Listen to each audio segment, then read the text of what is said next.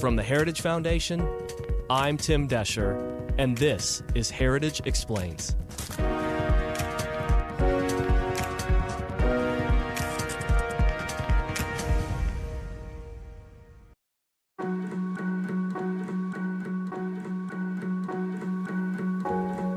I was raised at a church that played rock and roll music. Yes, we studied scripture. Yes, we took part in the same traditions as most other churches. But when it came to making a joyful noise to the Lord, we took that very seriously. Musical worship is a huge part of the Christian church. Heck, it's a huge part of most faiths. It always has been. And then, COVID happened. Kentucky State Police troopers cited license plates and left notices on every car's windshield, while the owners inside congregating. Celebrating Easter at Maryville Baptist Church. The notices say those inside need to quarantine for 14 days. This comes as Governor Andy Beshear asked churches to close the doors on Easter Sunday so there wouldn't be any in-person gatherings, preventing the possible spread of the coronavirus. President Trump is ordering all churches and places of worship to open this Memorial Day weekend, calling them a necessary part of society. But that order will have little effect here in Illinois, where churches have been closed under the governor's stay-at-home order. Fox 32's Dane Placco reports both the governor and mayor say it is still their call, not the president's. Church choirs silenced. Singing has been banned at all church services in California. The extraordinary order from Governor Gavin Newsom comes as a new report labels churches super spreaders. But they weren't the only ones sour on people attending church. In fact, according to Pew Research Center, 10 states banned in-person church gatherings altogether, and an additional 25 have placed limits on churches at some point during the pandemic. Only in America. Wait, that's not right. I thought one of the main reasons the U.S. even exists is to protect the people against government infringing on their right to worship freely, even during a pandemic. Isn't that why we have the First Amendment? The good thing? Many faith leaders and their congregations are not staying silent. In fact, some are getting louder. Enter Sean Feucht. Thousands of California Christians protesting Governor Gavin Newsom after he banned singing in church and put other restrictions on indoor venues. This past Sunday and Monday, over 5,000 Californians attended Let Us Worship protests on the beach. This long-haired, hippie-looking rocker, as he's been called in the press, decided enough is enough and started a movement that, as of this recording, has so far visited 45 cities around America, allowing tens of thousands of people to say, "Let us worship."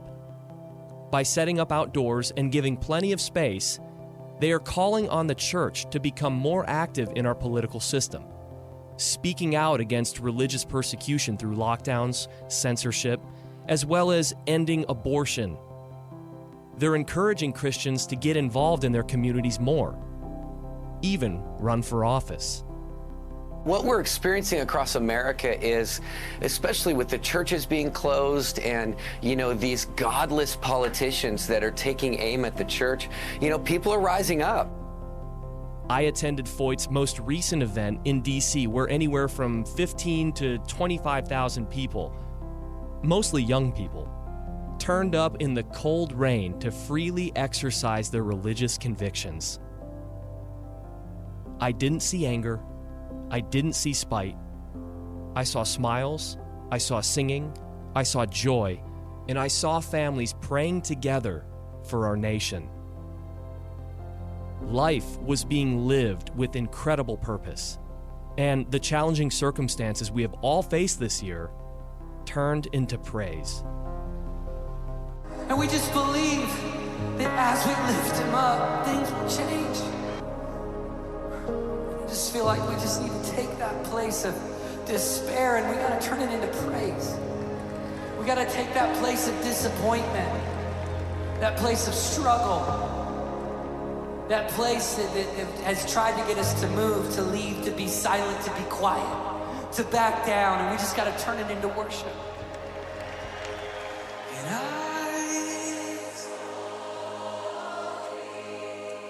On this unique episode of Heritage Explains, Sean Feucht talks about starting a praise movement out of protest of government policy, the pushback, the success, and the future.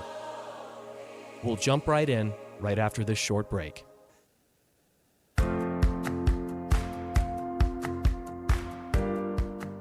If you're tired of high taxes, fewer healthcare choices, and bigger government, it's time to partner with the most impactful conservative organization in America. We're the Heritage Foundation, and we're committed to solving the issues America faces. Together, we'll fight back against the rising tide of homegrown socialism, and we'll fight for conservative solutions that are making families more free and more prosperous. But we can't do it without you. Please join us at heritage.org. Let us worship. Sean, that's a command.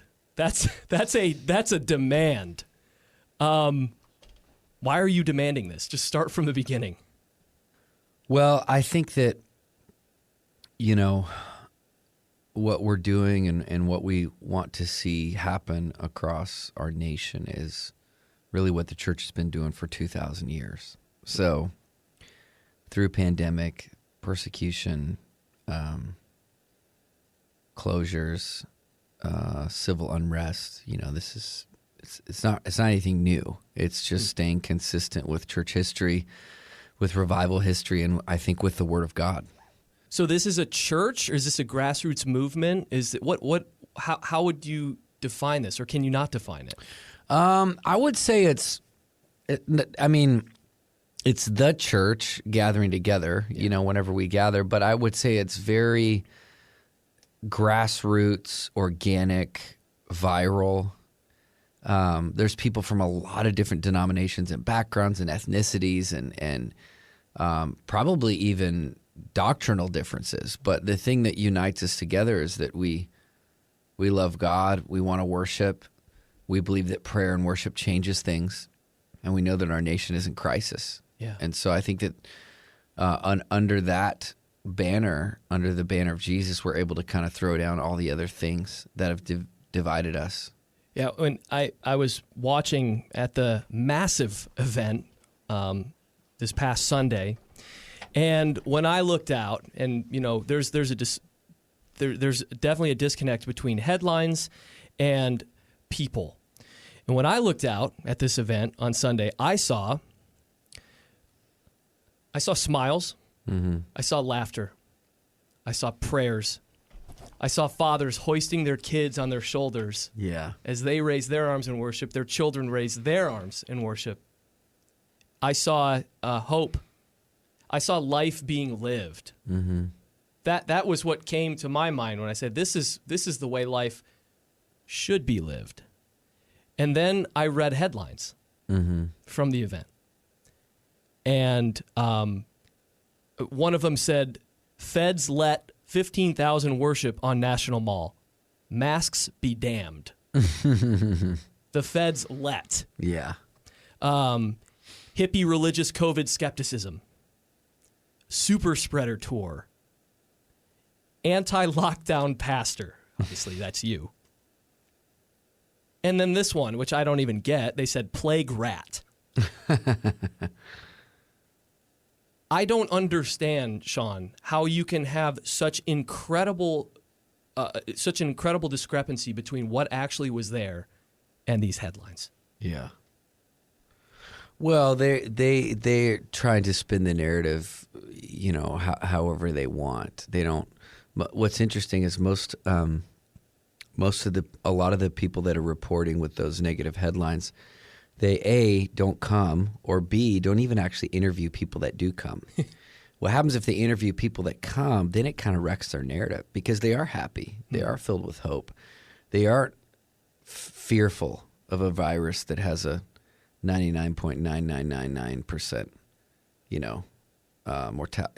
rate of surviving. It's a different story, and they're pushing a story of fear. They're pushing a story of paranoia and a story of division, and you just don't find those things at our gatherings. I mean, this was your 45th city. Mm-hmm. You have walked into Seattle. You have walked into Portland. Actually, you didn't walk in. You kind of busted your way in. Mm-hmm. Have the crowds been similar in every single city? It's usually the more resistance that we have in the cities where it seems like they've been plagued with unrest and violence and rioting and whatever. A lot of times those cities are the most fiery. Huh. They're the most responsive. They're the most desperate. And I have a saying: the greater the resistance, the greater the breakthrough. So that's what we've seen in Chicago and Seattle, Portland, Kenosha, Wisconsin, places like that. So tell me about this just a little bit. Obviously, we talked about the pushback in the media. How has your interaction been, or if you've had interaction with local government officials? Have they showed up to say, please leave? Have you talked with them beforehand? How has that been? It's varied city to city. I mean, there's some places like Bakersfield, California. We had the mayor of the city open the whole worship time. Wow. We're going to be in Las Vegas this Saturday, and the mayor of Vegas offered us the courthouse steps. Huh. But then you have places that, they'll come out against you, like Mayor Lightfoot in Chicago. Specifically sent police to barricade us and tell us not to do this. You have mayors that are vehemently against it, and a lot of times I'll just call hypocrisy on them, because they didn't do the same thing when BLM marched in the streets and they had rioting and they weren't concerned. I mean, the funny thing even about the media and or the mayors is, I mean, they had a massive women's march here in D.C., a couple weeks ago. Know nothing about how many, few masks were worn and socially distanced. Those people didn't wear masks and they weren't socially distant. And, I live in California right now where the hypocrisy is just, it's outrageous. And people see it. They recognize it. And, the governor of my state encourages people in their rage to protest and destroy the cities, and doesn't do anything when they come in, handicaps the police, but then wants to target churches. So those are the things that we have to really call out, and we have to remind them, and we've made several statements in a bunch of those cities. I saw people thanking police. Yeah. Here in D.C. Yeah.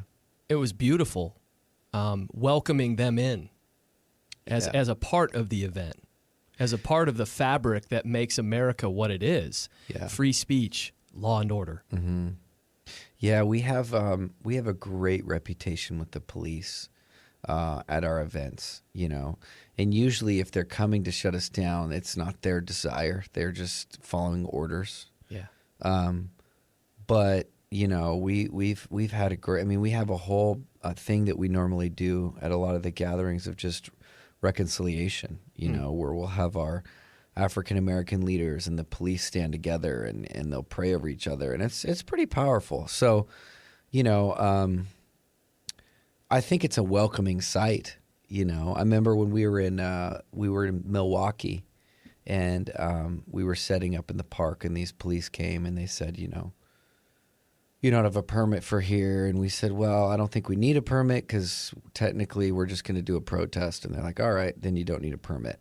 Then they're like, man, this is the first time in months that we haven't had folks like you throwing stuff at us. And I mean, they were just so pumped. They ended up staying for the whole thing.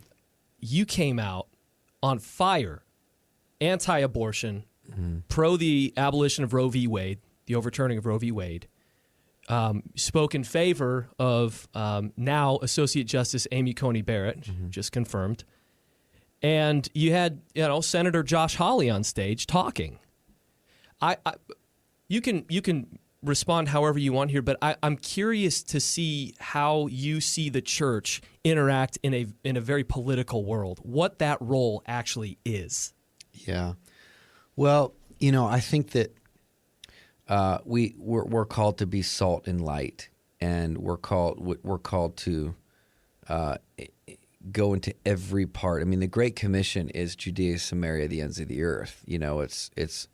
But it's also every part of society. But what is salt and light? What is that? I mean, put that in context. I mean, bringing light to every sphere of society. Every layer, every fabric. And I think that what's happened with government is there's been an abdication of believers because they thought, oh, it's too dark. Politics is dark. Well, yeah, exactly. That's why we're called to go in there. Yeah. And when the church abdicates realms of society and doesn't actually engage in them with leadership and with, people that are filled with the Spirit of God that can go into those, just like a, billionaire businessman would, or a professional athlete that loves the Lord. That, it seems like the church is getting very good or getting better celebrating those different facets. An actor gives his life to the Lord, and we cheer it on, or a football player throws a touchdown and prays. We love it. A businessman makes $1 billion and he loves the Lord and helps people around the world. But the moment a believer enters politics, it gets really wonky, and the church doesn't really know how to support that. So anyway, all that to say, we're trying to model the engagement of the church with politics, and while at the same time lifting up the name of Jesus. I mean, he's the ultimate, the government is upon his shoulders. Yeah. But we have to engage. That realm of society. Yeah, we just haven't done a great job. Yeah, and you put your money where your mouth is when you ran for Congress in Northern California as a conservative Republican. Yeah. What? I'm not laughing at you. I mean, I'm just floored by the faith that you have, that you would run a campaign like that. Yeah. From what I could see. I wasn't there. I didn't come, campaign or anything, but I did through reading the headlines, worship pastor runs for Congress. Right. It was bold. Yeah. I mean, it was definitely a call of the Lord, and I mean, you have to have that to enter that realm, especially, running in a district between Sacramento and San Francisco that's, been known to be predominantly blue for a while. But yes, you have to be called. And it was such a crazy season, going into that. It was felt like fish out of water, because all I've been doing really in my life is just been a missionary, and a musician. But I learned a lot. I think that even after losing in the primary, it just felt like such a failure because, I never was assured when I even prayed to do it that I was going to win. And I wasn't really even running. Of course, I'm a competitive person. I want to win. I mean, that's why. But it was more about obedience to me. Like, this is what I'm calling you to do. And even just a peek behind the veil of that world in California, I mean, it's just disastrous. And so it really gave me a lot of sobriety about where we're going as a nation, where, so the statement is so goes California, so goes the nation. So, and you can see Boy, that's potentially scary from a conservative policy perspective. Very scary, Yeah. Very scary. And there's so many good people in our state. Sure. You referred on Sunday and a few other places to Roe v. Wade as a death decree. What do you think this Amy Coney Barrett nomination, now confirmation, potentially means for our society, but also how the church should come alongside the Roe v. Wade overturning?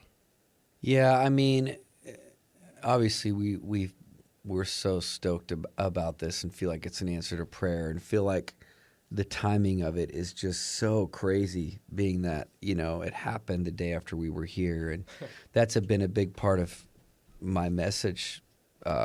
It's a big part of why I ran. I mean, I would have run just on that issue. That's the hill that I would die on. And that's, the Republicans in California were telling me to be quiet, and we don't talk about that much here. And I'm like, that's my message, know? And so it is wild, though, to think that, Republican presidents have nominated, I think, the last 15 of the last 19 justices to the Supreme Court. So 15 of 19, and it's taken this long to get a conservative majority.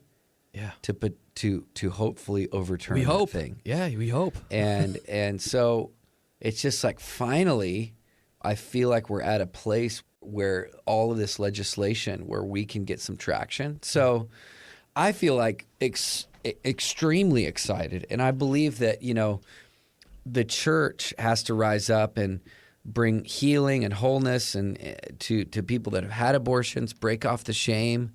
And then also we need to launch an adoption movement, where we can see those children adopted.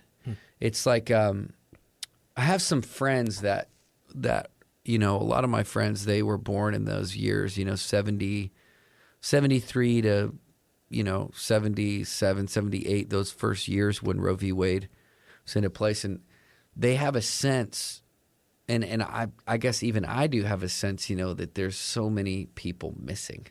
Wow.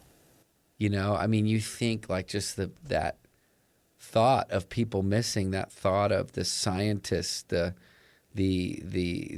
astronauts, the leaders in tech, all these people that had a destiny and a dream over their life are now not here. And we are suffering the consequences of that, the death decree, not just on a spiritual level, but economically. And I mean, and there's so many different things, like 65, 67 million babies aborted. And we really have to wake up to that reality.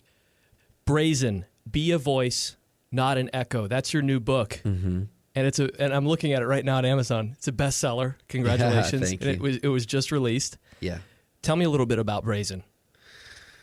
Well, the cover, I'll start with that. The cover's kind of fun because it's actually it's in Iraq, next to Mosul. Wow. And we were taking some pictures, and this is before I was planning to write this book, but we were there with our missions team. We have a long-term team over there, and that was that was a bus that ISIS blew up. And so I stood in the center of it, and wow. It's kind of indicative, I guess, a little bit of, I'm telling people it's kind of the prophetic precursor to the season that we're in right now. It gives a lot of history of my life. It's not a life highlight book at all. It's probably maybe a life low light book. I don't know. You could say just the struggles. The first chapter starts out with Super Tuesday losing the election and just dumbfounded at what the heck did I just do to my life, and even the end of the book, I go through our story and all the things God's done in our life and in my marriage, my family, and go through just all the vulnerable places of trusting the Lord. But then even at the end, it's like finishing it in quarantine and like just lost the election. Like, God, I don't know what you have next, but we're starting to go for it. I talk about the bridge, the San Francisco bridge, where we first kind of started this whole let us worship thing, and then we went down to Huntington Beach and 1,000 came, and and we're so excited. We don't know where this is going to lead, but we're just going to trust him, And really my encouragement, I think, in the whole book is just the road of being a voice can be lonely, and it can be filled with a lot of challenges, but it's our only choice right now. I'm going to link to a lot of different videos, folks, so log on into the show notes and check out what Sean has been doing around this nation, 45 cities. It's going to keep going and until the work is done, I guess. Yeah. Or until people stop coming. I don't know. Coming. Well, I told my staff, I'm like, I wonder if we're going to go to a city and people, there's just no one there, but it just keeps growing. So we'll roll with it. It was big. Yeah. It was big on Sunday for sure. And Sean, I want to thank you for your time. I know you're exhausted, but it is so valuable, and our listeners and our membership base are really going to be gratified by hearing the story. Oh, such an honor. Thanks for giving me some time. Thank you so much for being a loyal listener to Heritage Explains. I've linked to Sean's new book, Brazen, in the show notes, as well as some other cool videos from the Let Us Worship movement, so get clicking. We love likes, thumbs ups, positive ratings, positive vibes, and comments alike. Thank you so much for continuing to support us. We'll see you next week. Heritage Explains is brought to you by more than 500,000 members of the Heritage Foundation. It is produced by Michelle Cordero and Tim Desher, with editing by John